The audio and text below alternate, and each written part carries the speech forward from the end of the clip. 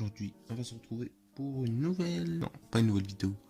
Pas dire ça, on va dire un autre truc. On va dire pour un nouveau format cinématographique. Voilà, bref. On va se retrouver pour un nouveau format cinématographique qui va évoquer ou parler de personnages de bandes dessinées japonaises que l'on appelle manga. Et ce manga n'est autre que One Piece, ou une pièce pour les francophones. Aujourd'hui on va parler d'un personnage qui, ma foi, pas très coté sur One Piece. On le voit pas, on le voit pas dans les scans là ces temps-ci, mais dans l'anime, non plus dans l'anime on le voit pas. On l'a vu sur Dressrosa.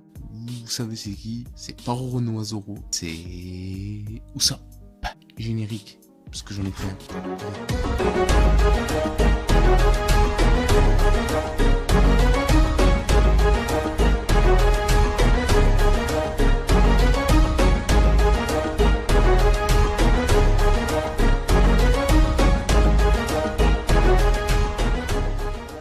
Allez donc, on va commencer par qui c'est Usopp.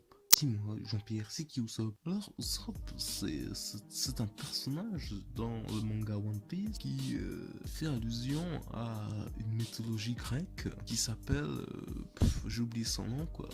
Et bref, cette mythologie grecque, c'est une mythologie mytho. Elle ment tout le temps. Voilà, elle ment. Et donc, Usopp, c'est en quelque sorte le personnage qui référence... à cette mythologie. Merci Docteur Jean-Pierre pour cette courte explication un peu pourrie. De rien, très cher. Voilà, bon, Usopp était un personnage un peu mytho. Oui, l'enfant qui crie au loup. Bah Usopp c'était ça. Mais lui il crie aux pirates. Il disait oh, il y a les pirates qui vont venir. Et là, t'as tout le monde qui flippait. Ah non, les pirates. Ils étaient là, ils prenaient leur fourche et tout ça. On va les taper, nanana. Les hommes, ils allaient essayer de se battre et tout. Et après, Usopp disait ha ha ha, je me suis moqué de vous et tout ça. Pour ça, c'est avant qu'il rejoigne les Mugiwara. Quand il a rejoint les Mugiwara, bah, il a toujours gardé cette faculté de mytho comme ça. Il sait mentir, tu vois. Et c'est ça, en fait, c'est ça qui va jouer un grand rôle pour ce personnage, en fait. Son art de mytho, tu vois.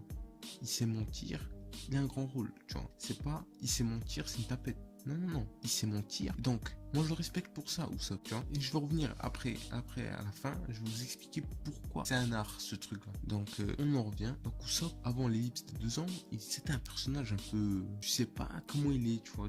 Tu sais pas s'il est gentil, s'il est méchant parfois. Tu vois, il est drôle, mais tu savais pas s'il était gentil ou méchant. On a vu son vrai visage lors d'Enies Lobby, tu vois, l'arc Enies Lobby. On a vu son vrai visage. On a vu qu'il était prêt à quitter les Mugiwara pour son but, tu vois, c'était garder le Vogue Mérite. On avait vu un peu son visage et tout. On s'est dit, ah, quelle enflure, ce Usopp. Ensuite, qu'est-ce qu'on a eu? On a eu l'arc d'Enies Lobby qui est passé, l'arc du CP9, je sais pas comment ça s'appelle. Ensuite, on a eu l'arc Thriller Bark, ou Thriller Bark pour ceux qui, comme moi, qui savent bien parler anglais. Et à cet arc-là, Usopp, on a vu une autre face de lui, et avant ça même, on avait vu une autre face de lui aussi. Usopp, il est un peu, tu vois, schizophrène en fait, tu vois, il a une double personnalité. Tu vois, là, sa personnalité un peu mytho, qui aime bien mentir, qui dit, voilà, moi je vais appeler mes soldats, mes 8000 hommes et tout ça. Et c'est un Usopp qui est au contraire un Usopp qui agit. Il ne se nomme pas Usopp, ce Usopp là. On va le nommer Sogeking ou Sniper King. Et ce Sniper King,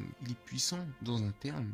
Il n'hésite pas à agir. Par exemple, quand Luffy lui a dit brûle le drapeau du gouvernement mondial, il l'a fait d'un seul coup, tu vois, pas hésité. Et puis c'est ça qui est magique dans ce Usopp là, dans ce Sogeking. Après, on n'a plus vu ce Sogeking dans les arcs d'après, à part à Thriller Bark ou Thriller Bark. Donc on s'est dit, qu'est-ce qui s'est passé? Pourquoi il est plus là, Sogeking? Bref, Usopp il a abandonné ce personnage parce qu'il a pris un peu de la confiance, tu vois, en lui. Son mental, il commençait à devenir plus costaud parce que avant ça, c'était un mec qui n'avait pas trop confiance en lui, tu vois. Il avait confiance en ses mythos, tu vois.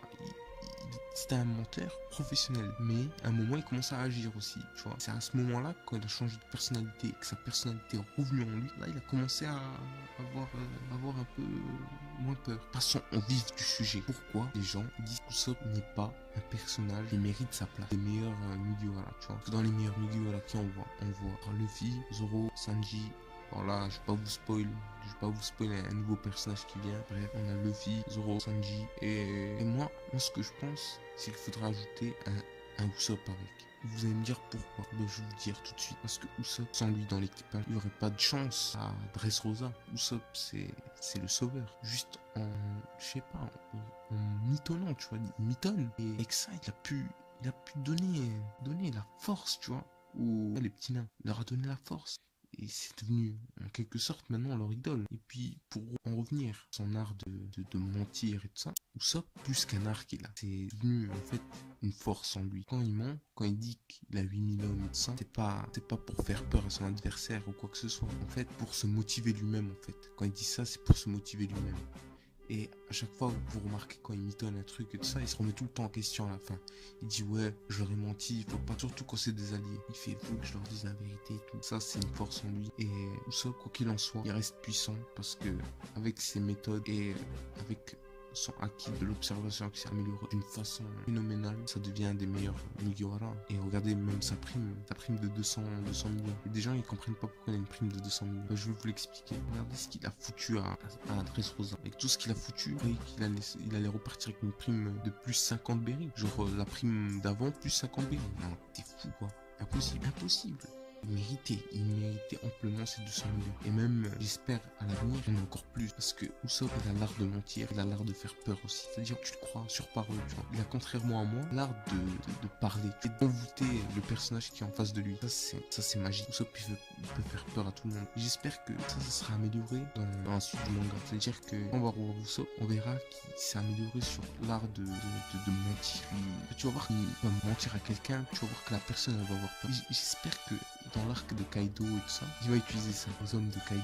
Bref, si vous avez compris mon délire, vous pouvez lâcher un pouce bleu. Sinon, si vous n'avez pas compris, c'est pareil, vous pouvez quand même lâcher un pouce bleu. Et au pire, abonnez-vous aussi, c'est moyen. Et bref, on va se retrouver pour une prochaine fois encore. Là, je vais parler encore des personnages de manga et tout. Vous me dites dans les commentaires qui vous voulez. Je vous parle direct d'un personnage, pas de soucis. Et au pire, on va se retrouver la prochaine. Bon, allez, je vous dis ciao, bonne semaine à vous, bonne soirée, bonne journée comme vous voulez, bon week-end si vous regardez le week-end. Allez, ciao les amis.